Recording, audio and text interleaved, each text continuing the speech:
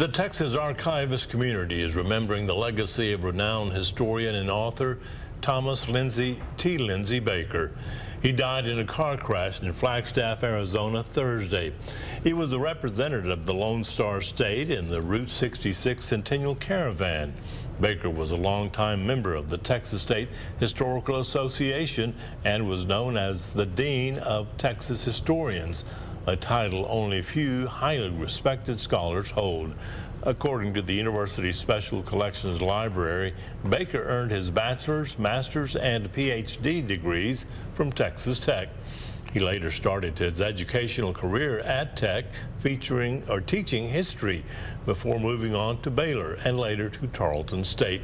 He also worked at the Panhandle Plains Historical Museum in Canyon, where he was a curator of science and technology. Baker was 79 years old.